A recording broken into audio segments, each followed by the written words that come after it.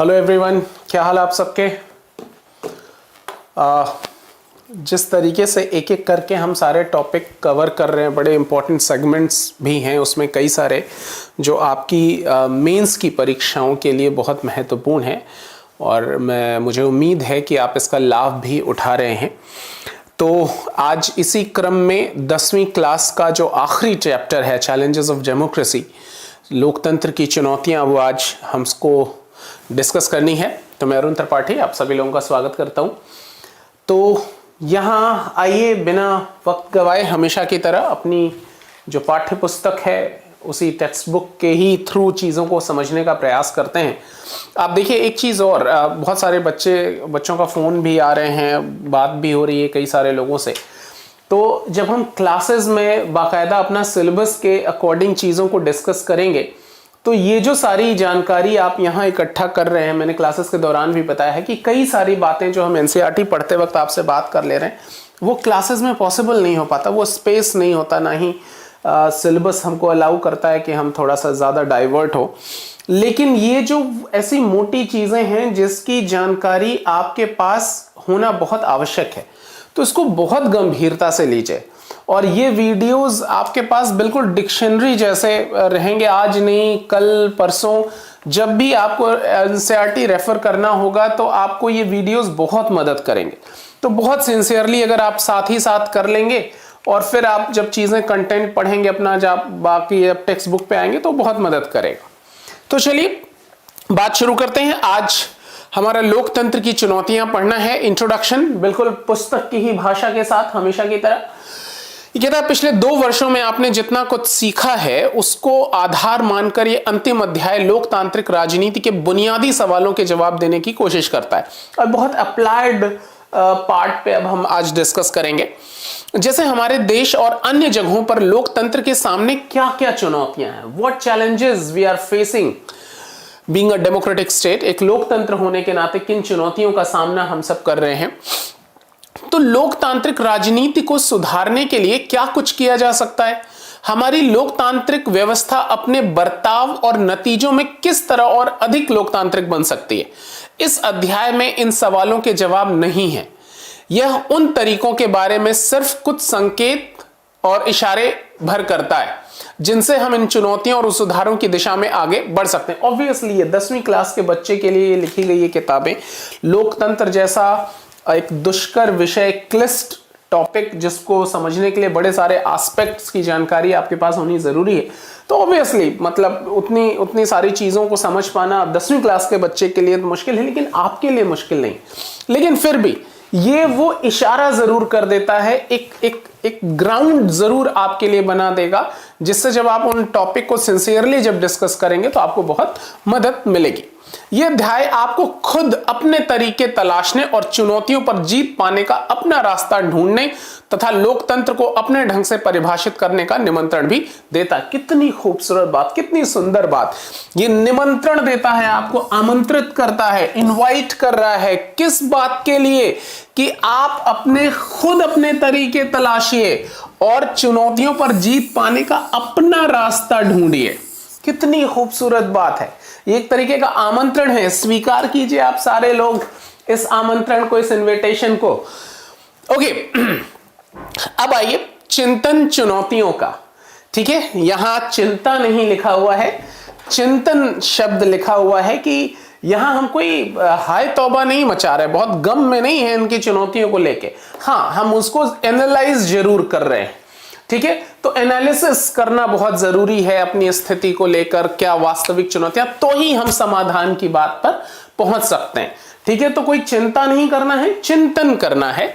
ये चिंतन शब्द ही अपने अंदर समाधान लेकर आता है कि जब भी आपके सामने कोई समस्या आए, आपके सामने 2 विकल्प है, या तो चिंता कर लीजिए। चिंता कोई सलूशन नहीं देता, वो आपको और ज्यादा डरा देता है उस समस्या से। लेकिन अगर आप चिंतन करते हैं तो फिर आपको उसी चिंतन में समाधान भी मिलता है। तो ये जो चिंतन वर्ड है ये अपने आप में ही सॉल्यूशन कंटेन किए हुए बड़ा महत्वपूर्ण शब्द है। तो चुनौतियों का चिंतन करना है क्या, अब समझते हैं। क्या आपको कक्षा 9 की अपनी राजनीति विज्ञान की पाठ्य पुस्तक के अध्याय याद हैं याद? ओके, उनमें उसमें हमने देखा कि दुनिया भर में लोकतंत्र का विस्तार कैसे हुआ है।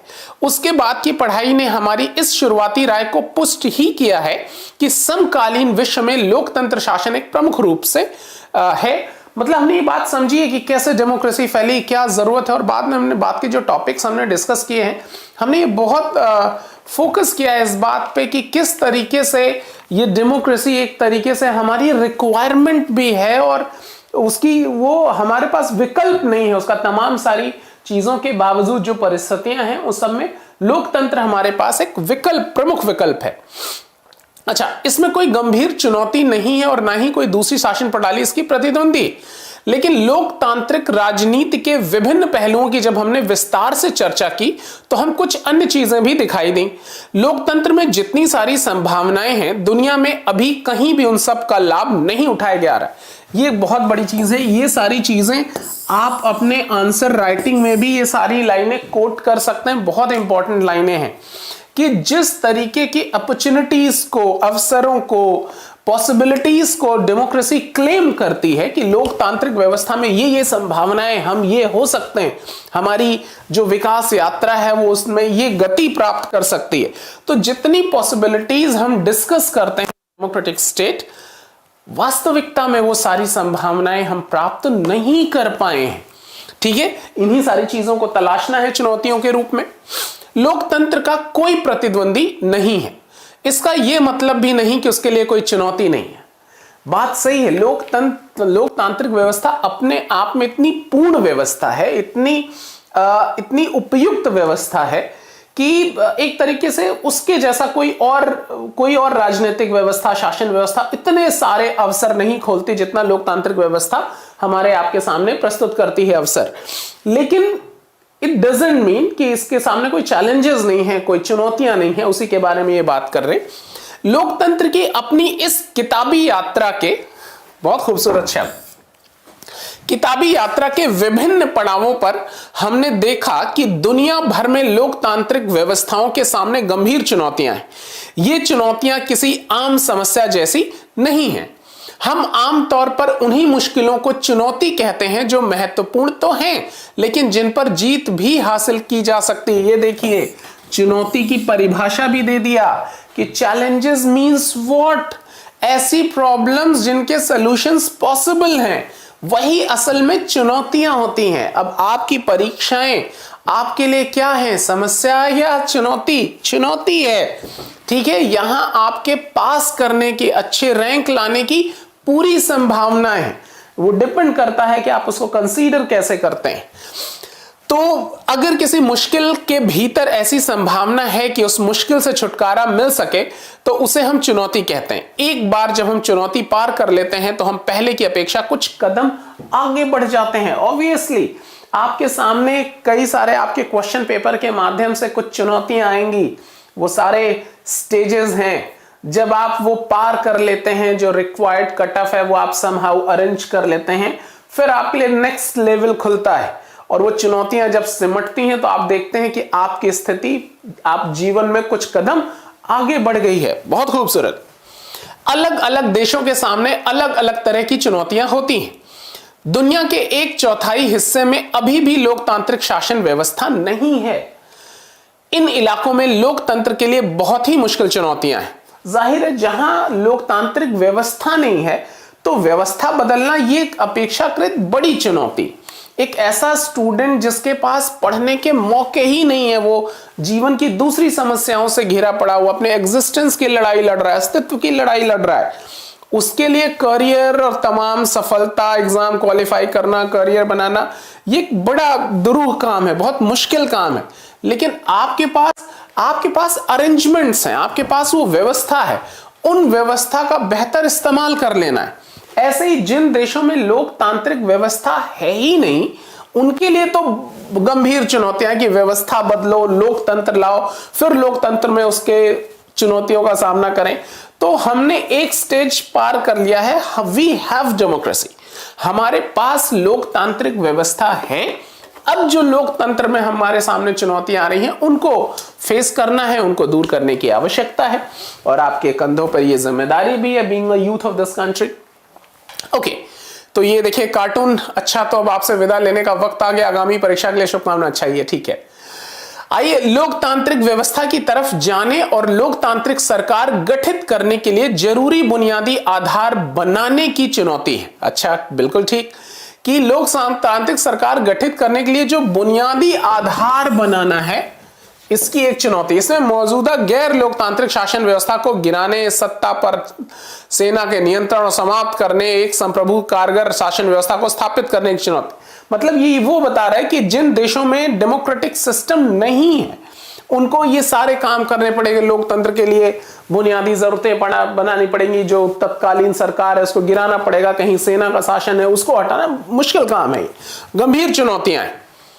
अधिकांश स्थापित लोकतांत्रिक व्यवस्थाओं के सामने अपने विस्तार की चुनौती है, जैसे भारत जैसा देश, कि जहां ऑलरेडी लोकतंत्र है वहां लोकतंत्र का फैलाव कैसे हो, यह एक बड़ी चुनौती है। ठीक है, इसमें लोकतांत्रिक शासन के बुनियादी सिद्धांतों को सभी इलाकों, सभी सामाजिक समूहों और विभिन्न संस्थाओं में लागू कराना शामिल है।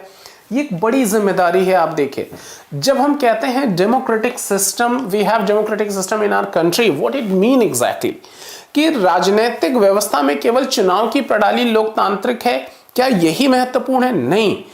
इस हमारे संविधान या बहुत सारे हमारे कानून द्वारा बनाए गए तमाम सारी संस्थाएं जो हमारे यहाँ गवर्नेंस देने की कोशिश करती हैं, जिनसे हमारे देश में शासन व्यवस्था सुनिश्चित होती है, हम सुशासन की बात करते हैं, वो सारी चीजें, उन सारी चीजों में भी डेमोक्रेसी होनी चाहिए। उस संस्थाओं के अंदर भी जो लोग काम करते हैं उनकी अपनी राय शामिल होनी चाहिए उस संस्था को आगे बढ़ाने में, मजबूत करने में। यह डेमोक्रेटिक सिस्टम बहुत जरूरी है।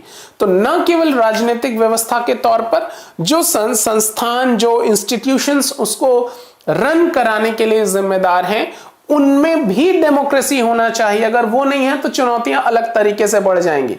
तो एक ऐसी सिस्टम, ऐसी संस्था जो कि खुद डेमोक्रेटिक नहीं है, वो डेमोक्रेसी को कैसे मेंटेन करने का प्रयास करेगी, ये अपने आप में सोचने वाली बात है। ओके, महिलाओं और अल्पसंख्यक समूहों की उचित भागीदारी सुनिश्चित कराना आदि ऐसी ही चुनौतियां हैं। जाहिर सी बात है, लोकतंत्र का मतलब, हम जब से लोकतंत्र शब्द इस क्लास में इस्तेमाल कर रहे हैं, हम उसका अर्थ निकाल रहे हैं कि सभी की सहभागिता, involvement of people of this country, इस देश में रहने वाले सभी नागरिक इस देश की व्यवस्था में सहभागी हों। ठीक है, कोई भी नागरिक, चाहे वो किसी भी जाति धर्म संप्रदाय का है, उसका कोई भी लिंग है, उन सबकी सहभागिता जरूरी है। तो ये फोकस कर रहा है खास करके जो माइनॉरिटीज हैं, जो अल्पसंख्यक हैं और जो महिलाएं हैं, ठीक है, वुमेन, ये इन लोगों की भी इक्वल पार्टिसिपेशन को इंश्योर करेंगे। जब तक नहीं करेंगे तब तक हमारे लिए लोकतांत्रिक चुनौतियां बनी रहेंगी। ओके, इसका यह भी मतलब है कि कम से कम ही चीजें लोकतांत्रिक नियंत्रण के बाहर रहनी चाहिए। जाहिर सी बात है, जितनी ज्यादा चीजें इस डेमोक्रेटिक सिस्टम में इन्वॉल्व होंगी उतना ही बेहतर है।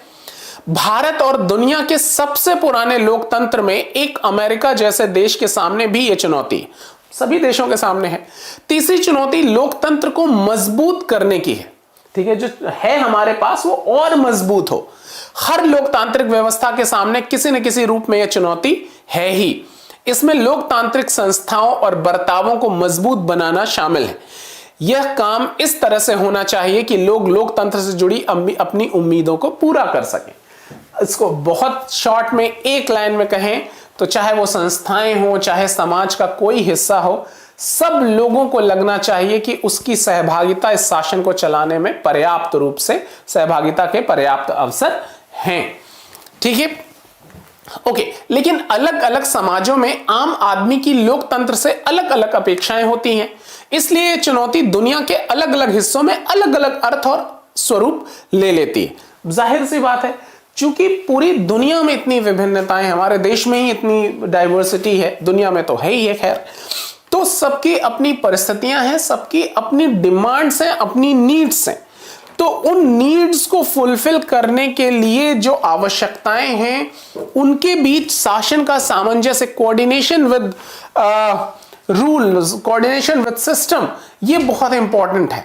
तो ऐसे में जब आप कोऑर्डिनेशन गवर्नमेंट के साथ एस्टैब्लिश करना चाहते हैं विद योर इन्वॉल्वमेंट, ये एक बड़ा चैलेंज होता है कि कैसे सभी लोगों की चूंकि डिमांड अलग अलग है, तो ये डाइवर्सिटी भी देखने को मिलती है कि हर जगह उनकी परिस्थितियों, उनकी सिचुएशंस के अकॉर्डिंग उनकी चुनौतियों में भी डाइवर्सिटी है।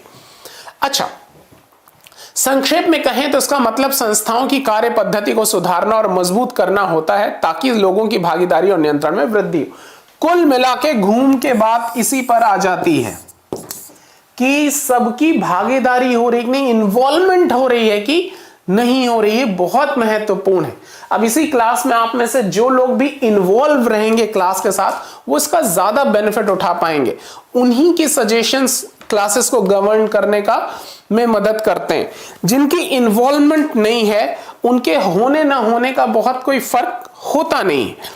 तो इन्वॉल्वमेंट बहुत जरूरी है। वो यहाँ की नीतियां तय करेंगे, आपकी इन्वॉल्वमेंट, आपके पूछे गए प्रश्न, ये सारी चीजें उन्हीं नीतियों को निर्धारित करने में मदद करती है।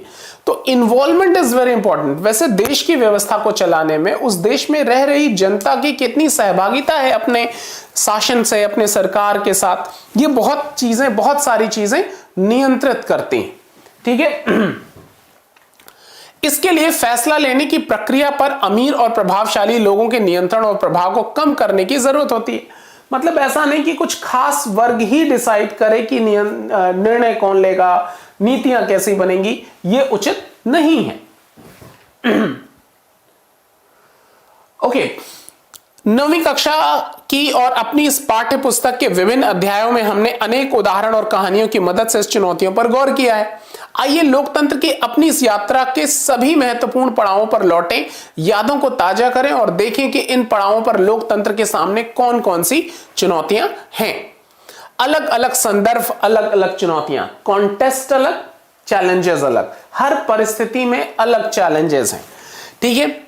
इनमें से प्रत्येक कार्टून लोकतंत्र की एक चुनौती को दिखाता है। बताएं कि वह चुनौती क्या है। अच्छा, ये आपके लिए होमवर्क है। ये भी बताएं कि इस अध्याय में चुनौतियों की जो 3 श्रेणियां बताई गई है, उनमें से किस श्रेणी की चुनौती है। अच्छा, यहाँ ये कार्टून है कुछ, यहाँ एक नेताजी हैं, वो क्या कह रहे हैं, मुबारक फिर चुने गए, क्या हम इन डब्बों को खोलें। अब ये देखिए, बिना अभी जो वोटिंग हुआ ये हुआ नहीं और ये कह रहे हैं कि हम चुने गए। मतलब एक तरीके से डिक्टेटरशिप ही है, कहने के लिए लोकतंत्र है। बहुत खूबसूरत।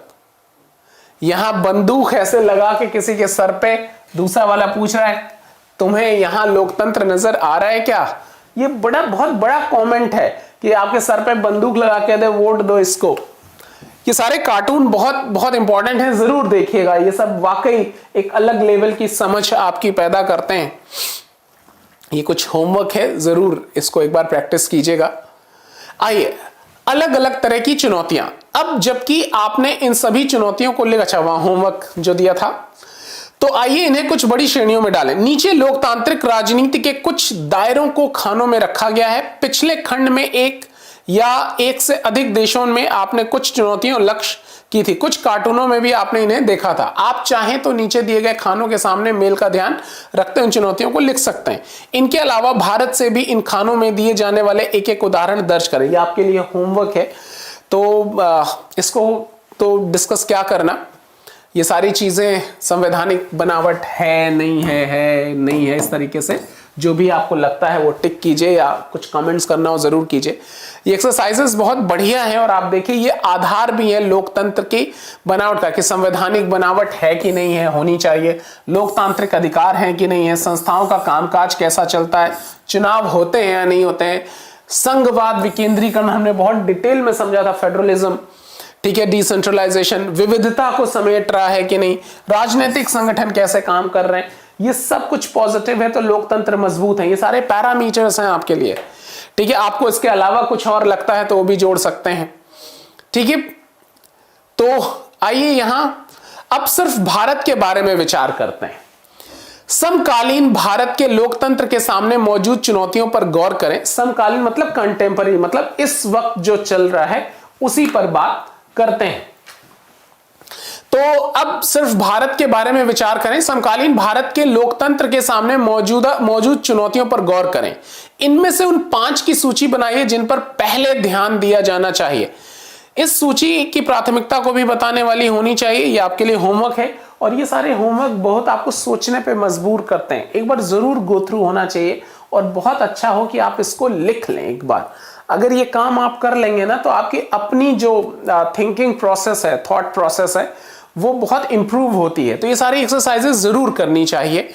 अब हमको बहुत वक्त लगेगा, नहीं तो मैं ये करवाता अगर आप सामने होते इस तरीके से कि नहीं लिखो, तो ये थोड़ा सा ऑनलाइन में ये पॉसिबल नहीं हो पाता व्यावहारिक रूप से। तो लेकिन मैं आशा करता हूं कि आप ये जरूर करेंगे। एक बार इससे आप ये करेंगे तो आपकी जो थॉट प्रोसेस है वो इंप्रूव होगी, नो डाउट। अब यहाँ कुछ ये कॉलम्स दिए हुए हैं कि क्या प्रायोरिटीज होनी चाहिए लोकतंत्र आपके नजर में, आपके देश में क्या चुनौतियां हैं, कुछ एग्जाम्पल दे दीजिएगा, क्यों आपने इसको प्रायोरिटी पे रखा है। ये बड़े अच्छा एक्सरसाइजेस देते हैं ये एनसीईआरटी वाले। इनमें से प्रत्येक चुनौती के साथ सुधार की संभावनाएं भी जुड़ी हुई हैं। जैसा कि पहले कहा गया है, हम चुनौतियों की चर्चा सिर्फ इसलिए करते हैं क्योंकि उनसे उनका समाधान पाना संभव लगता है। ये बात तो आप कहीं लिख के अपने वॉल पे चिपका लीजिए, बड़ी खूबसूरत बात है ये। ठीक है कि चुनौतियों की चर्चा की ही इसलिए जाती है क्योंकि उसमें सॉल्यूशन है, उसमें समाधान है। लोकतंत्र की विभिन्न चुनौतियों के बारे में सभी सुझाव या प्रस्ताव लोकतांत्रिक सुधार या राजनीतिक सुधार कहे जाते हैं। यहां हम वांछित मतलब जो रिक्वायर्ड है, ठीक है, यहां हम वांछित राजनीतिक सुधारों की सूची नहीं देने जा रहे क्योंकि ऐसी कोई सूची अंतिम रूप से बना ही नहीं जा सकती। बिल्कुल सही बात। अगर सभी देशों की चुनौतियां एक जैसी नहीं हैं तो इसका यह भी मतलब है कि राजनीतिक सुधारों के लिए हर कोई एक ही फॉर्मूले का इस्तेमाल नहीं कर सकता। बिल्कुल सही बात है और ये बात आपको भी समझनी चाहिए। आप अक्सर टॉपर्स के इंटरव्यूज पढ़ते हो या तमाम सारे लोग आपको अलग अलग एडवाइजेस देते हैं कि आप अपना सिलेक्शन कैसे इंश्योर कर सकते हो, लेकिन यहां बहुत गौर करने वाली बात यह है कि सबकी कहानी अलग अलग है। ठीक है, मेरा अपना नजरिया है, आपका अपना नजरिया है, तो जरूर आप दूसरों की बात से प्रेरणा लीजिए, उनसे इंस्पायर होइए, लेकिन आपके अपने मैकेनिज्म को बिल्डअप करने की जरूरत है। क्योंकि आपके जो प्रॉब्लम्स हैं, जो आपके पास अवसर हैं, जो आपके पास संसाधन है, वो बहुत वेरी करता है। जरूरी नहीं कि टॉपर्स के पास जो संसाधन थे या वो उसने जो चुनौतियां फेस की हैं वही आपको भी करना पड़ रहा हो, ये बिल्कुल जरूरी नहीं, वो उसकी अपनी कहानी थी। तो ऐसे ही यहां कह रहा है, चूंकि हर देश की समस्याएं अलग अलग हैं तो समाधान भी अलग होगा। कोई एक सर्टेन फॉर्मूला नहीं है कि ये फॉर्मूला है उसको यूनिवर्सली हिट करा दिया जाए, वो हर जगह एप्लीकेबल होगा, नॉट पॉसिबल। चूंकि समस्याएं अलग हैं तो समाधान भी अलग अलग होगा। हर कार का मॉडल जाने बगैर उसकी गड़बड़ी ठीक करने का उपाय नहीं बता सकते। एक उदाहरण दिया, बड़ा सुंदर उदाहरण है कि कार कौन सी है, मॉडल कौन सा है, उसके हिसाब कौन सी किस तरीके की मैकेनिज्म है उसका, बिना वो जाने कैसे उसको ठीक कर सकते हैं। वहां वो कहां से खराब हुई, उस जगह क्या उपकरण लगे हैं। बिल्कुल कार के बारे में अगर जिस मॉडल का कोई एक्सपर्ट है उसी मॉडल का मैकेनिक उसको ज्यादा अच्छे से देख सकता है। तो हर कार के अपने अपने मैकेनिज्म होते हैं, तो इसलिए सबके सोल्यूशन भी अलग अलग हैं। पर क्या हम आज के संदर्भ में अपने देश में वांछित सुधारों की कम से कम एक सूची बना सकते हैं? बना सकते हैं। आप जरूर सोचिए कि किस तरीके के रिफॉर्म्स आपको लगता है, आप सारे ज्यादातर लोग इसमें बालिग हो रहे हैं, 12वीं पास तो ऑलमोस्ट सभी ही होंगे, ये 10वीं क्लास के बच्चे से बात हो रही है।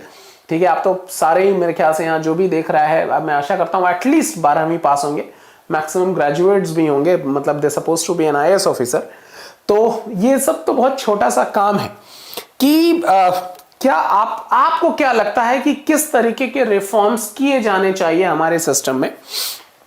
हम राष्ट्रीय स्तर के सुधारों के कुछ प्रस्ताव बना सकते हैं, लेकिन हो सकता है कि सुधार की असली चुनौती राष्ट्रीय स्तर की ना हो।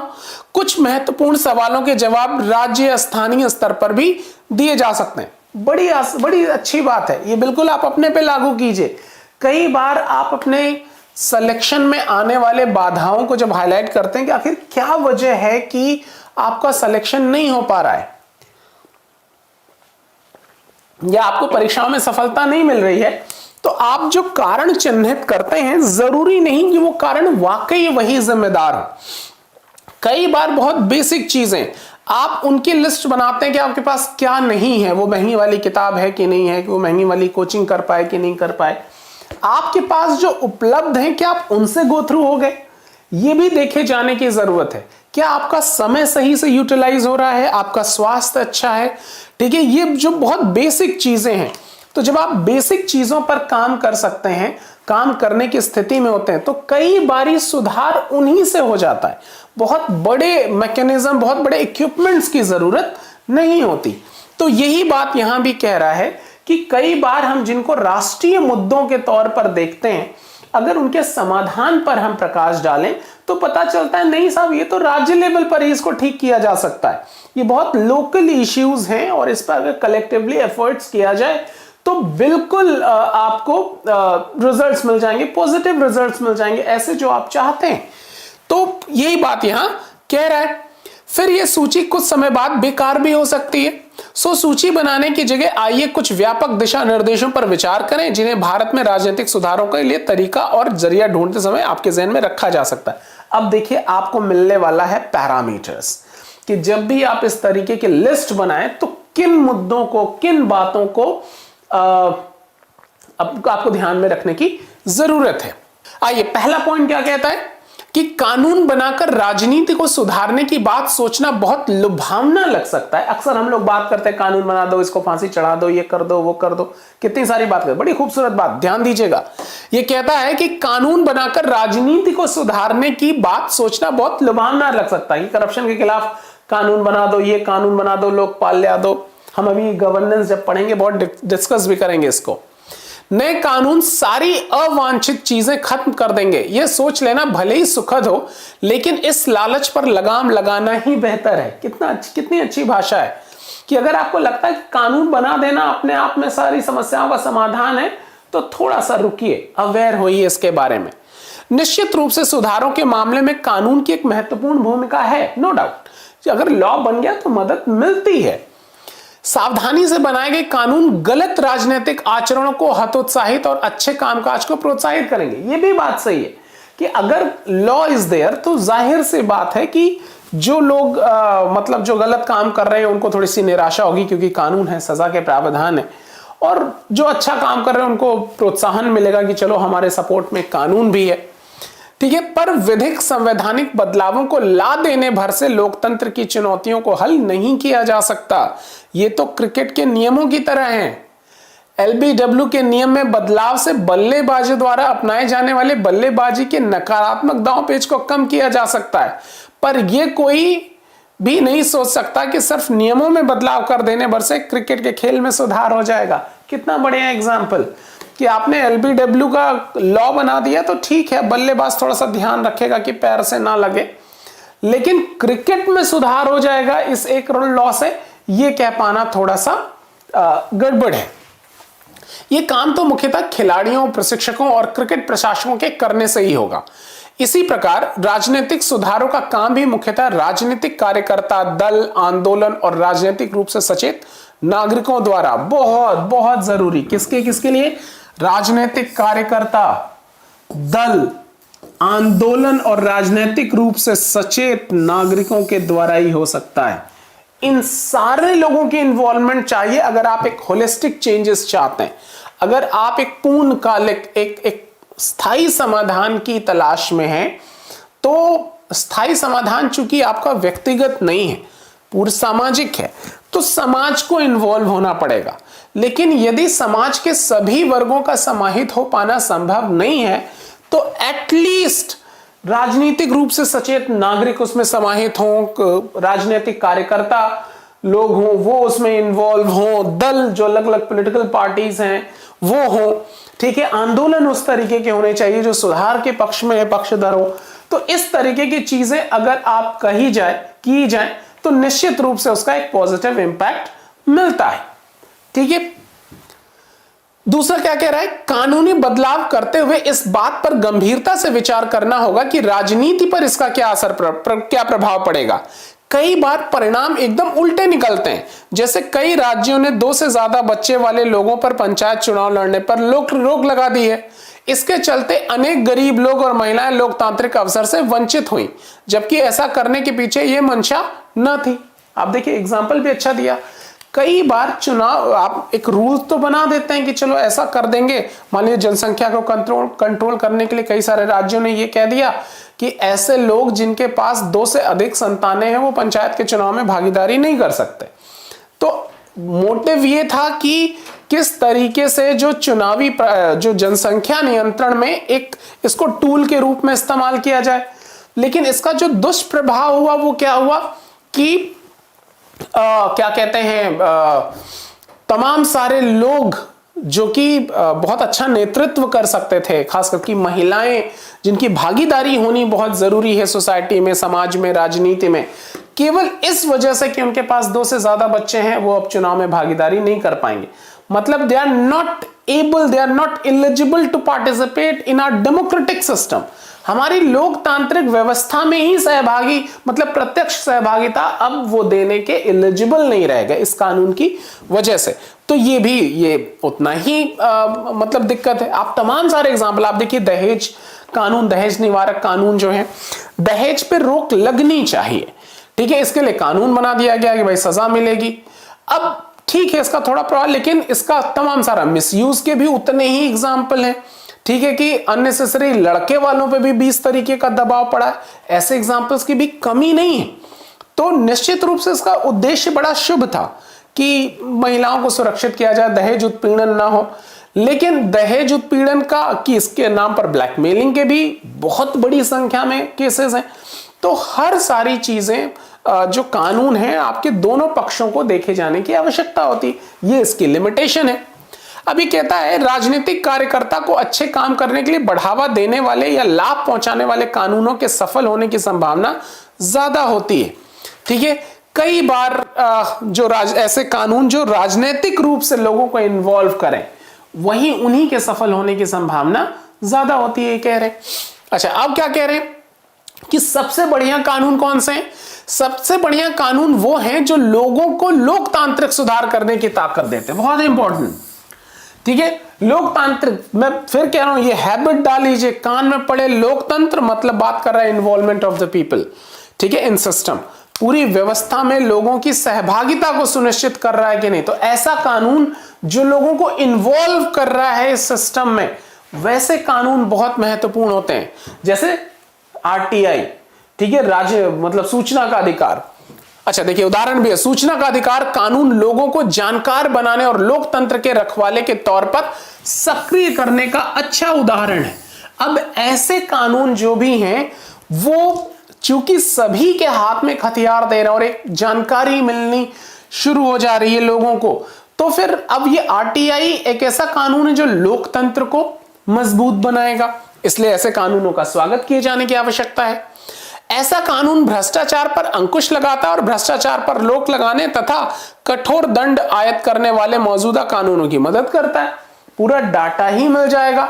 अब अगर सरकार आपके सामने कोई वायदे करती है, कोई प्रोमिसेस करती है, ठीक है, अच्छा, या फिर कुछ ये कहती है कि हमने ये किया वो किया, आपको जांच लगानी, आरटीआई फाइल कर दीजिए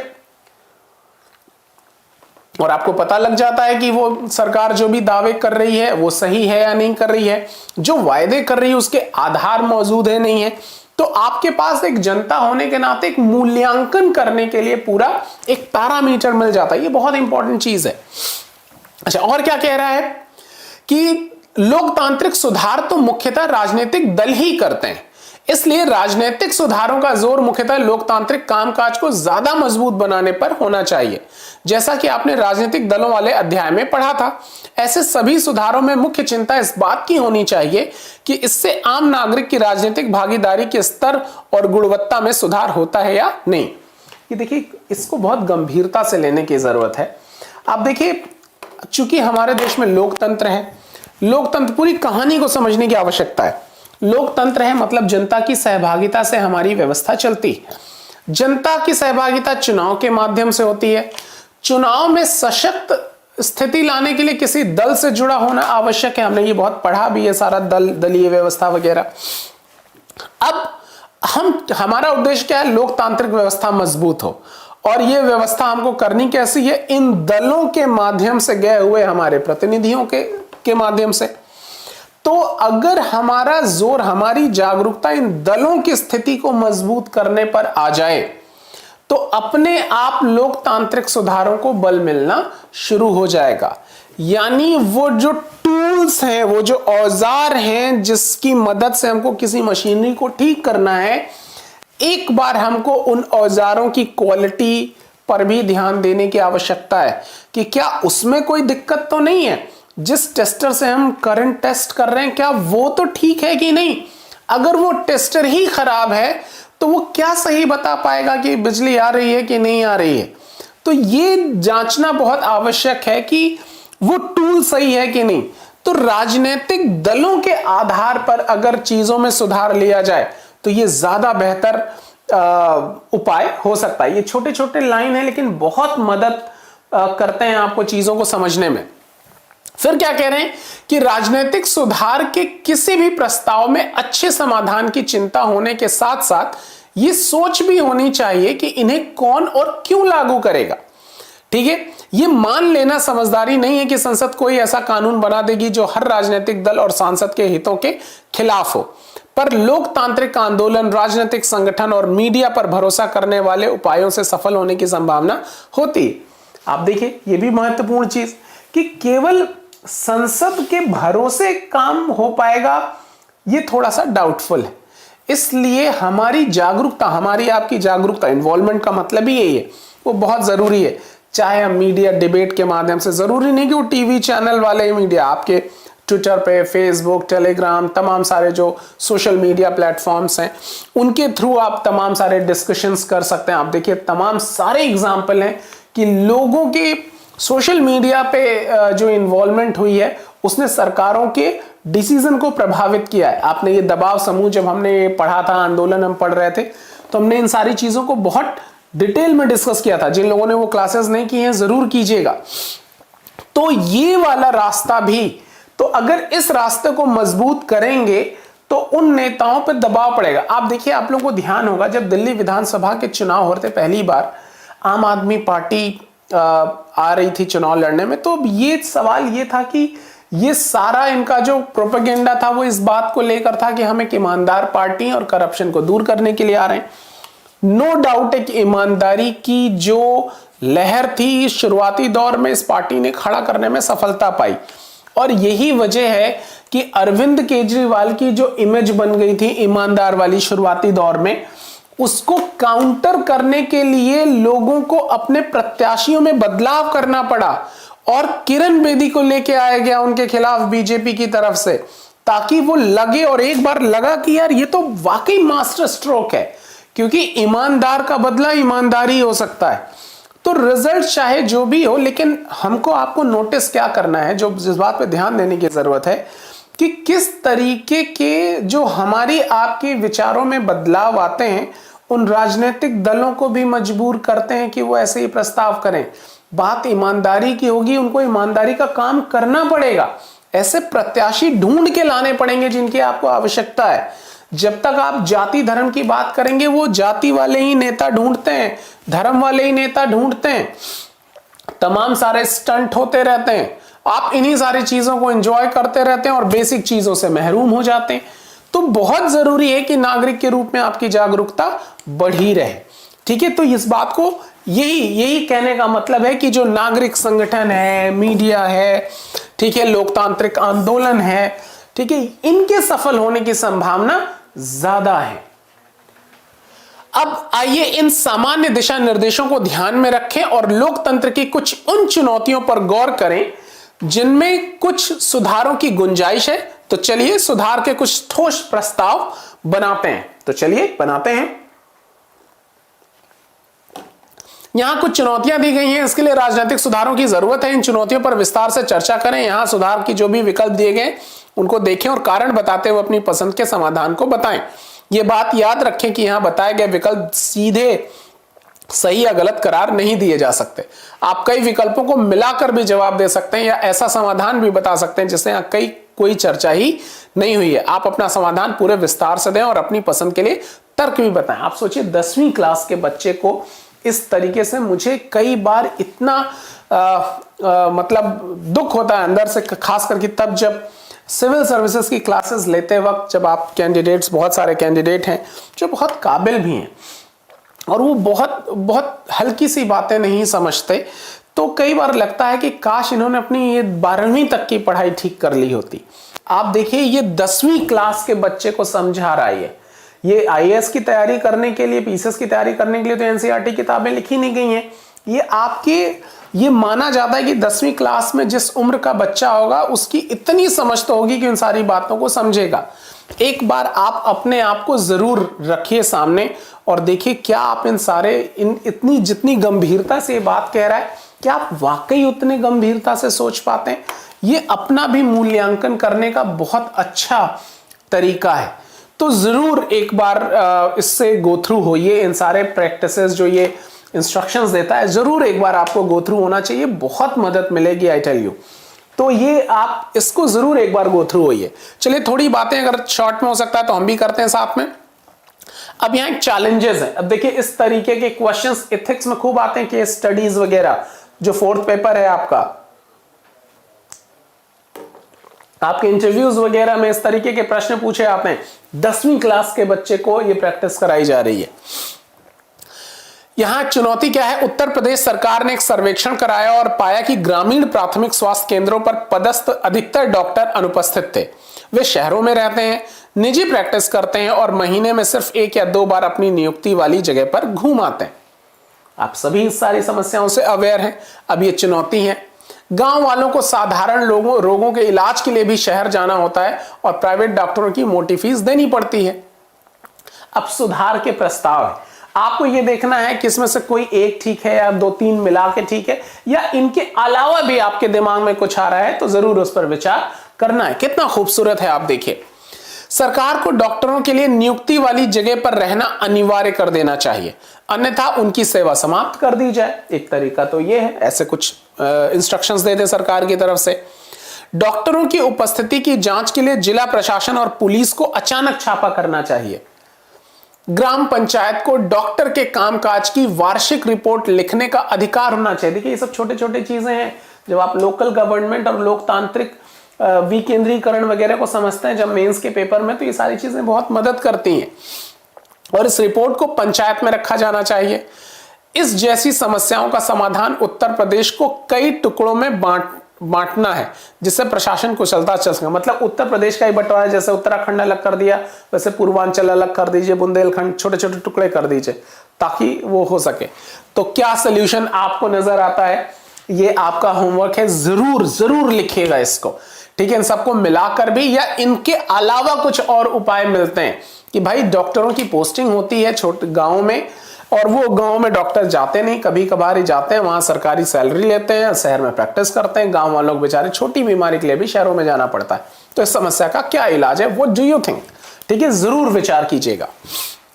आइए दूसरी चुनौती, राजनीतिक दलों का चंदा। ये तो बड़ा आजकल चर्चा में भी था, फेडरल बॉन्ड वगैरह।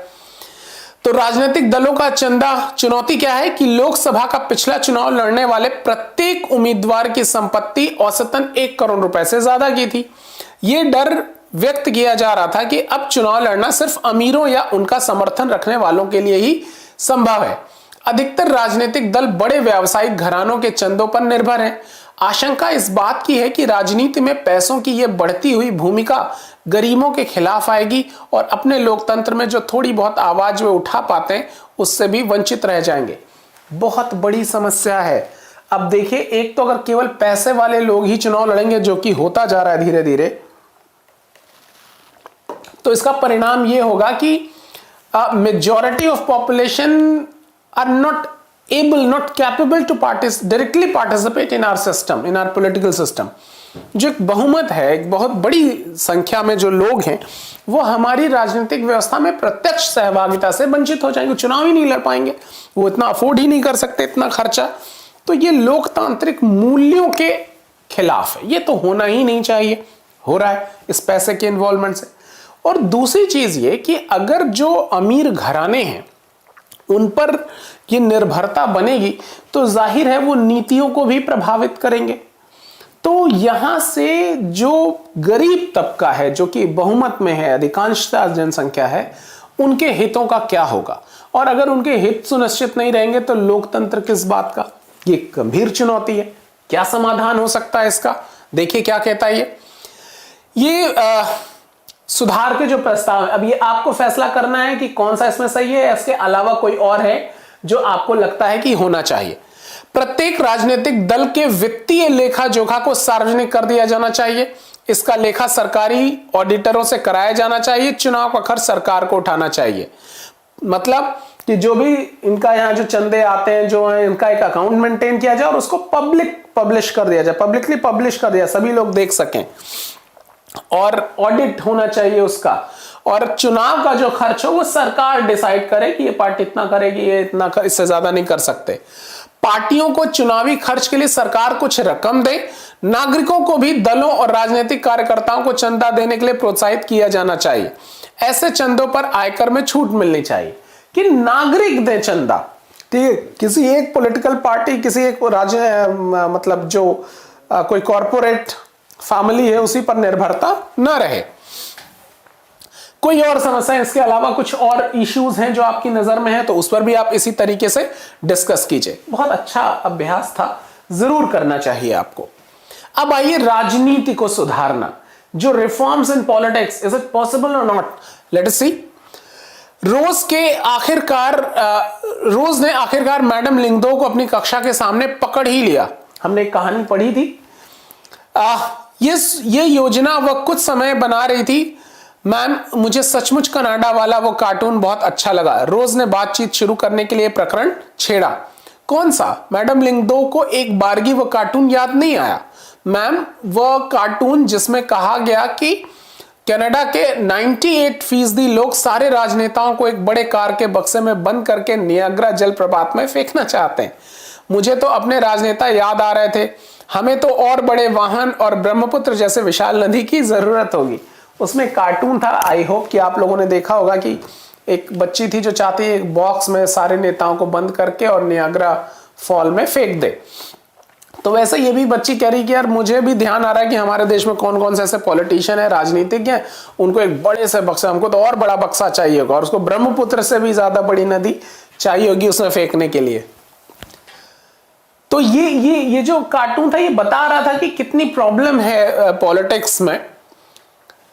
लिंगदो मैडम रोज की बात सुनकर मुस्कुराई। अधिकतर भारतीयों की तरह वो भी नेताओं के व्यवहार तथा दल और देश का शासन चलाने के उनके तौर तरीकों से नाराज थीं, पर वे चाहती थीं कि रोज इस समस्या की जटिलता को समझे।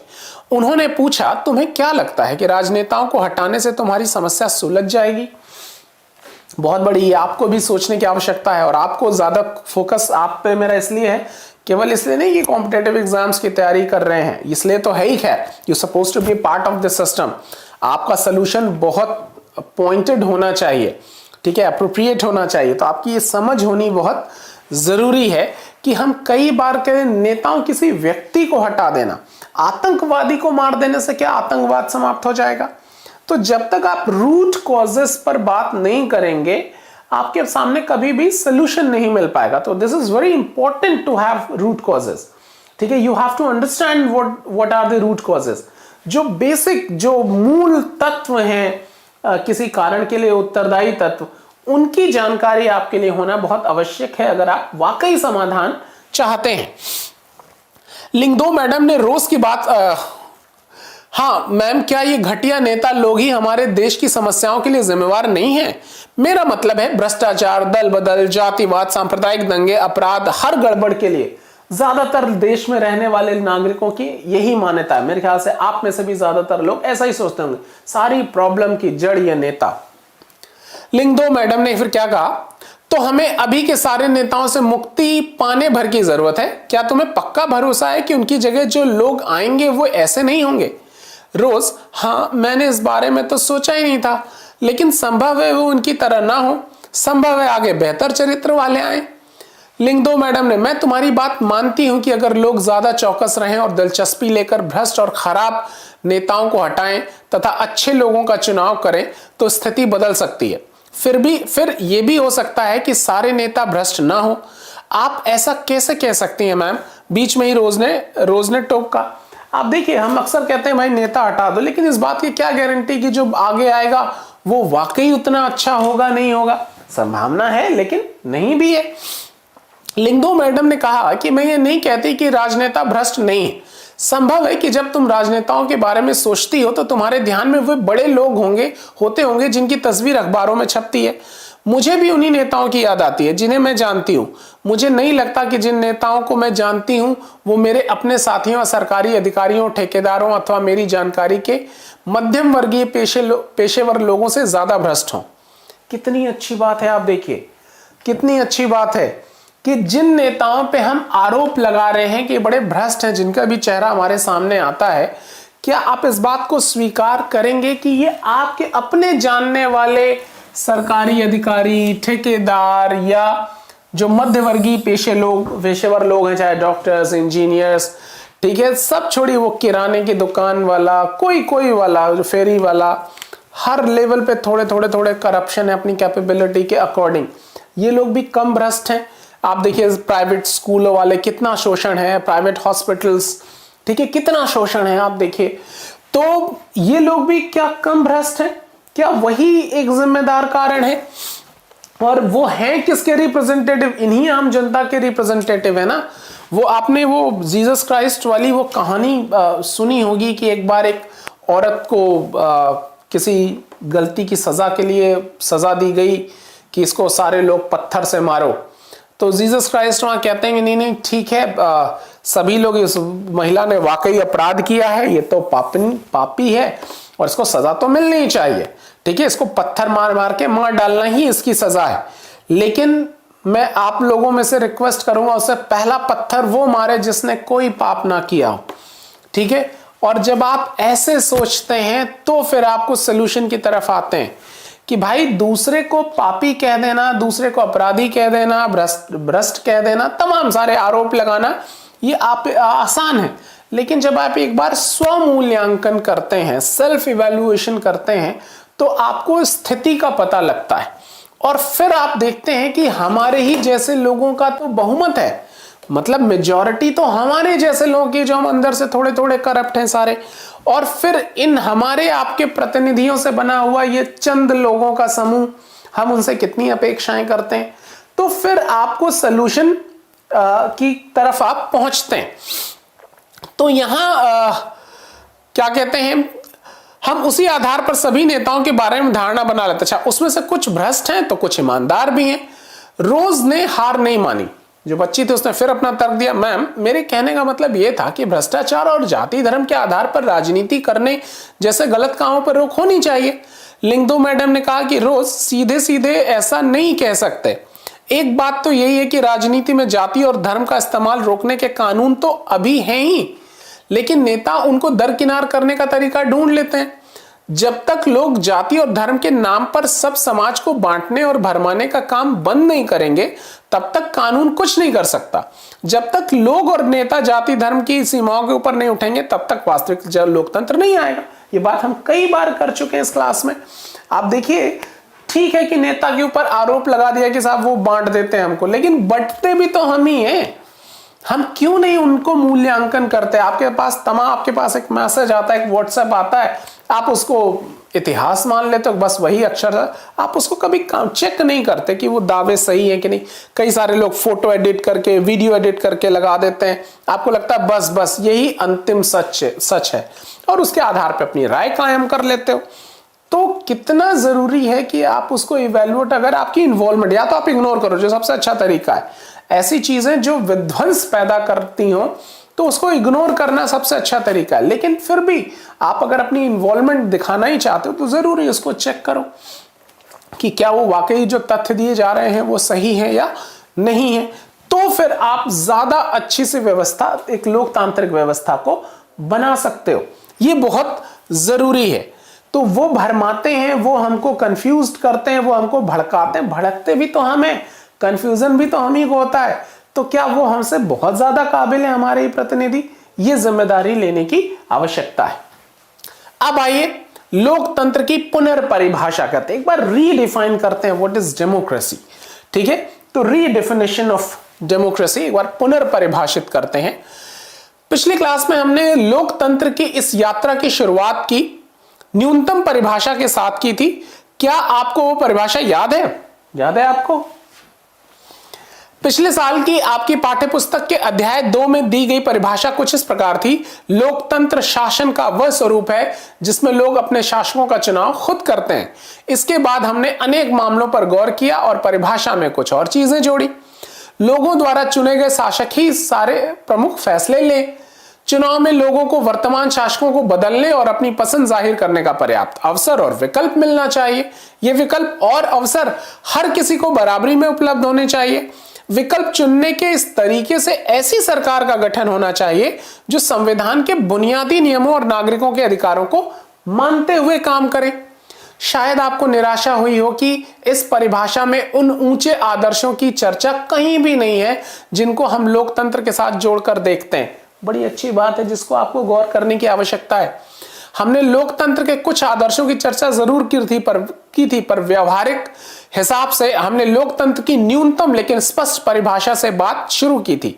इससे हमारे लिए लोकतांत्रिक और गैर लोकतांत्रिक शासन व्यवस्थाओं में अंतर करना आसान हो गया। ये सारी चीजें हमने डिस्कस की हैं बहुत डिटेल में। आपने पाया होगा कि लोकतांत्रिक सरकार और राजनीति के विभिन्न पहलुओं की अपनी चर्चा में हम उस परिभाषा से काफी आगे आ गए हैं। हमने विस्तार से लोकतांत्रिक अधिकारों की चर्चा की और पाया कि ये अधिकार सिर्फ वोट देने, चुनाव लड़ने और राजनीतिक संगठन बनाने भर के नहीं। डेमोक्रेसी डजंट मीन कि you are free to give votes, to make organisation और parties, to participate in elections. No, ठीक है। उसके बाद भी ये तो एक शुरुआती स्टेप है, उसके बाद की भी जिम्मेदारी उतनी ही बनती है आपकी। हमने कुछ ऐसे सामाजिक और आर्थिक अधिकारों की चर्चा की थी जिन्हें एक लोकतांत्रिक शासन को अपने नागरिकों को देना ही चाहिए। हमने ये डिस्कस किया था ऑब्वियसली। हमने सत्ता में हिस्सेदारी को लोकतंत्र की भावना के अनुकूल माना था। सत्ता में हिस्सेदारी, ठीक है, पार्टिसिपेशन चाहिए हमको, हमारा हिस्सा चाहिए, being a citizen of this country, ठीक है। और सामाजिक समूहों के बीच सत्ता की साझेदारी लोकतंत्र के लिए जरूरी है। हमने जो पढ़ा था पावर शेयरिंग बहुत डिटेल में पढ़ा था। जिन लोगों ने नहीं पढ़ा जरूर पिछली क्लासेस देखिए। हमने ये भी देखा था कि लोकतंत्र बहुमत की तानाशाही या क्रूर शासन व्यवस्था नहीं हो सकता और अल्पसंख्यक आवाजों का आदर करना लोकतंत्र के लिए बहुत जरूरी होता है। यहां लोकतंत्र का मतलब केवल ये नहीं है कि जो मेजॉरिटी है उसका शासन वो अपनी मर्जी से शासन करे। लोकतंत्र का मतलब है कि ठीक है, जिन बहुमत का तो शासन होगा ही, लेकिन वो लोकतंत्र के जो अल्पसंख्यक हैं, जो माइनॉरिटीज हैं, उनके हितों को अनदेखी नहीं करेगा, उनकी भी सहभागिता को सुनिश्चित करेगा। लोकतंत्र की हमारी चर्चा सरकार और उसके कामकाज से आगे तक गई। हमने ये चर्चा भी की थी कि भेदभाव को समाप्त करना भी लोकतांत्रिक व्यवस्था का महत्वपूर्ण काम है। ध्यान रखिएगा, भेदभाव को समाप्त करना, क्या कहते हैं, हमारी डाइवर्सिटी को समाप्त करना नहीं, ठीक है। We are talking about abolition of discrimination, not diversity, ठीक है। जो विविधता है उसको तो वो तो हमारी खूबसूरती है, उस विविधता में जो इनइक्वालिटीज हैं, जो अंतर हैं, ठीक है, जो भेदभाव हैं, उनको दूर किए जाने की आवश्यकता है। आखिर में हमने ये भी चर्चा चलाई कि किसी भी लोकतांत्रिक व्यवस्था से हमें कुछ न्यूनतम नतीजों की उम्मीद तो करनी ही चाहिए। ऐसा करने में हम लोकतंत्र की उस परिभाषा के खिलाफ नहीं गए जो पिछले वर्ष दी गई थी। किसी भी देश को लोकतंत्र कहलाने के लिए जिन न्यूनतम चीजों की जरूरत होती है उसे परिभाषित करके हमने शुरुआत की। इसके बाद हमने लोकतंत्र के लिए कुछ वांछित शर्तों की चर्चा की जिन्हें पूरा किया जाना चाहिए। सारी चीजें हमने बहुत डिटेल में डिस्कस की है। फिर हमने लोकतंत्र की परिभाषा से आगे बढ़कर अच्छी लोकतांत्रिक व्यवस्था का ब्यौरा भी दिया था। तमाम सारी सरकारें कैसे बनती हैं, संविधान, ये सब हमने बहुत डिटेल में डिस्कस किया था। एक अच्छे लोकतंत्र को हम कैसे परिभाषित करेंगे, इसकी विशेषताएं क्या क्या हैं, किसी लोकतंत्र को अच्छा बताने के लिए उसमें किस विशेषता का होना बहुत जरूरी है, और अगर कोई व्यवस्था लोकतांत्रिक है तो उनमें क्या चीज निश्चित रूप से नहीं होनी चाहिए। अगर if you claim that your system is democratic, तो कौन सी चीज है जिनकी बिल्कुल जरूरत नहीं है, वो होनी ही नहीं चाहिए। ये कुछ बहुत महत्वपूर्ण प्रश्न है टू इवैल्यूएट योर डेमोक्रेसी। आपका लोकतंत्र है, अगर उसको आपको मूल्यांकन उसका करना है तो ये प्रश्न बहुत अच्छी कसौटी साबित होंगे। ठीक है, ये कार्टून कितनी अच्छी चीज़ों से कितने अच्छे तरीके से बता देता है। ज़रूर एक बार इनसे गो थ्रू होते रहिएगा। यहाँ ये बड़ी अच्छी बात लिखी है, पढ़ना दो पंक्तियों के बीच की बात है। आप चीज़ें पढ़ रहे हैं, are you able to understand between the lines. कई सारे लोग बहुत कुछ कहते हैं और आप वो समझ जाते हो जो वो कहना चाहते हैं। इसी को कहते हैं बिटवीन द लाइन्स चीज़ें समझना, कि मैं आपको कई बार इशारे कर रहा हूँ। लोग ऐसे कई बार बात करते हैं, बहुत सारी बातें स्पष्ट नहीं कह सकते, लेकिन अगर आप बहुत गंभीरता से, जागरूकता से देखते हैं तो you are capable to understand between the lines. ठीक है, तो वो जो लाइनों के बीच के अंतर हैं, वो उद्देश्य क्या है कहे जाने का, वो जब आपके पकड़ में आना शुरू होता है तो समझिए आपकी समझ बढ़ रही है, आपकी जागरूकता बढ़ रही है। बड़ी अच्छी बात। अच्छे लोकतंत्र को परिभाषित करने के लिए ये रही आपके लिखने की जगह, तो जरूर इसका इस्तेमाल कीजिएगा। आपको यह अभ्यास कैसा लगा? क्या आपको इसके आनंद आया? आता है आपको आनंद? क्या यह बहुत मुश्किल था? कुछ परेशानियां हुई? क्या डर भी लगा? क्या आपको लगता है कि इस पाठ्यपुस्तक ने इस महत्वपूर्ण अभ्यास में आपकी मदद नहीं की? क्या आपको डर है कि आपकी परिभाषा गलत भी हो सकती है? तो लोकतंत्र के बारे में आपकी पढ़ाई का यह रहा आखिरी सबक। कितना सुंदर अभिव्यक्त करती है एनसीईआरटी। सबको सीखना चाहिए इस तरीके के एक्सप्रेशंस। अच्छा, अच्छे लोकतंत्र की कोई बनी बनाई परिभाषा नहीं है। सबसे पहले तो यही जहन में मान लीजिए, कोई फिक्स्ड एक मतलब डेफिनेशन नहीं है कि यही अंतिम है। अच्छा लोकतंत्र वही है जैसा उसे हम सोचते हैं और जिसे बनाने की आकांक्षा रखते हैं। How sweet. ठीक है, जैसा हम चाहते हैं वही अच्छा लोकतंत्र है। ठीक है, ये बात कुछ अजीब लग सकती है, फिर भी इस बात पर गौर करें। क्या यही लोकतंत्र है कि कोई डंडे के जोर पर बताए कि अच्छा लोकतंत्र क्या है? जबरदस्ती बताए यही राष्ट्रवाद है, देशभक्ति का मतलब यही, तुमने वंदे मातरम गाया कि नहीं गाया, आपको कसौटियां दे दी जाएं। ठीक है, कि कोई कसौटी अगला दे आपको आपकी देशभक्ति प्रूफ करने के लिए, चीजें निर्धारित करने के लिए। तो ये जो सारी चीजें अक्सर चर्चा में आती, कोई कुछ आरोप लगाता है, कोई कहता वंदे मातरम नहीं गाएंगे, कोई कहता गाना पड़ेगा।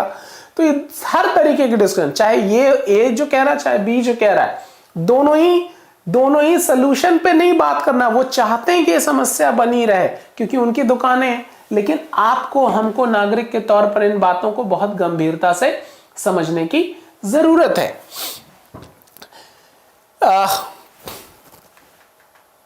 तो लोकतंत्र के बारे में यहां इस बात को समझना बहुत जरूरी है, जो हमने ये बात समझी कि लोकतंत्र क्या है, इसकी कोई एक फिक्स डेफिनेशन नहीं है। लेकिन यह भी गौर कीजिए कि लोकतंत्र किसी डंडे के जोर पे नहीं बताया जा सकता। मतलब कि ये आपको ही तय करना पड़ेगा कि आपकी इन्वॉल्वमेंट सुनिश्चित हो रही है कि नहीं, मेरे कहने से नहीं। अब आके कई सारे देशों में आपने एग्जांपल लिया, लोकतांत्रिक सरकारें, लोकतांत्रिक क्लेम करने वाली सरकारों ने पर्याप्त डिक्टेटरशिप बना रखा है अपना। ठीक है, तमाम सारे कार्टून बहुत सारी बातें शो करते हैं इन्हीं डेमोक्रेटिक चीजों को। तो बहुत जरूरी है कि जब भी आप डेमोक्रेसी को इवैल्यूएट करें, उसका मूल्यांकन करें, तो इन तथ्यों पर आप जरूर ध्यान दें। तो इस अध्याय में हमको यही सारी चीजें डिस्कस करनी थी, ये इसमें इतना ही था। जिस तरीके से एनसीईआरटी आपको गाइड करती है कुछ अभ्यास करने के लिए, मैं आप सबको सजेस्ट करूंगा कि आप जरूर उससे गो थ्रू हो लिया करें, ताकि किसी भी तरीके की दिक्कत हो, मतलब ये जो अभ्यास होंगे वो आपको आपकी परीक्षाओं में, खास करके मेंस एग्जामिनेशंस में, आपको बहुत कंफर्टेबल कर देंगी। तो जरूर ये अभ्यास करते रहिए। ठीक है, अब आज इतना ही करना था। 10वीं क्लास आज समाप्त हो गई। अगली जो क्लास होगी वो 11वीं क्लास से हम शुरू करेंगे। 11वीं क्लास का जो फर्स्ट पार्ट है उसके सारे ही टॉपिक आपके पॉलिटी से रिलेटेड है, हम एक भी टॉपिक नहीं छोड़ेंगे, सब बहुत डिटेल में आपसे डिस्कस करेंगे। जो उसका पार्ट 2 है उसमें सारे टॉपिक पॉलिटी से नहीं, उसमें पॉलिटिकल साइंस से रिलेटेड टॉपिक है। जब आप ऑप्शनल वगैरह जो पढ़ते हैं उनको मदद करता है, तो उसमें 1-2 टॉपिक है जैसे सिटीजनशिप वगैरह है, पंथ निरपेक्षता वगैरह, वो हम डिस्कस कर लेंगे। और 12वीं का टॉपिक बिल्कुल वो अंतर्राष्ट्रीय संबंधों के बारे में, उसका पॉलिटी से लेना देना नहीं है, तो उसकी एक शॉर्ट समरी भी आपसे डिस्कस कर लेंगे। मैं एक स्टोरी टाइप में वो सारी चीजें आपको कुछ बता दूंगा। ठीक है, तो चलिए आज इतना ही करते हैं। कल 11वीं क्लास की एनसीईआरटी शुरू करेंगे और पहला अध्याय जो होगा उसको डिस्कस करेंगे आपके साथ। तो चलिए मिलते हैं आपसे फिर। Thank you very much.